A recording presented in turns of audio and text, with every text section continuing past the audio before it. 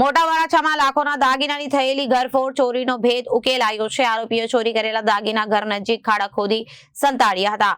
મોટા વરાછા વિસ્તારમાં રહેતા સિનિયર પત્રકારને ત્યાં ચોરી થઈ હતી। રાત્રિ દરમિયાન આરોપીઓ ઘરના તાળા તોડી ચોરી કરી દાગીના ચોરી કરી ફરાર થઈ ગયા હતા। જોકે પોલીસે સિકલીગર ગેંગના 2 આરોપીની સુરત ક્રાઇમ બ્રાન્ચે ધરપકડ કરી કાયદેસરની કાર્યવાહી હાથ ધરી છે। સુરતના મોટા વરાછામાં લાખોના દાગીનાની થયેલ ઘરફોડ ચોરીનો ભેદ ઉકેલાયો છે।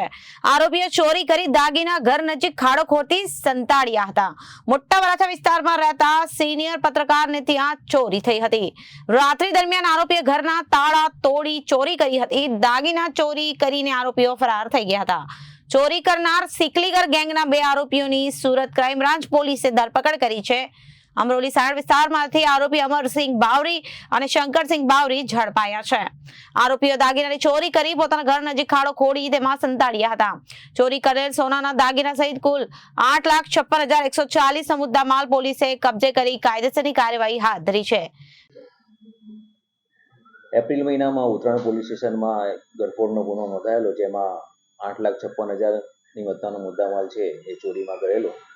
જે બાબતેની તપાસ ચાલુ હતી, જેમાં ક્રાઇમ બ્રાન્ચ દ્વારા ફૂટેજ અને અન્ય વિગતોના આધારે જે બંને આરોપી છે એને શોધી કાઢવામાં આવેલા છે અને બંને આરોપીને અટક કરી અને 8,56,000ની જે મુદ્દામાલ ગયો હતો એ એમની પાસેથી જવામાં લેવામાં આવેલું છે। બંને આરોપી છે સિકલીગર છે અને હાલમાં એમની તપાસ કાર્યવાહી ચાલુમાં છે। અત્યારે તો રેકર્ડ મારી પાસે ઉપલબ્ધ નથી, પણ એ ચેક કરતા ખબર પડશે।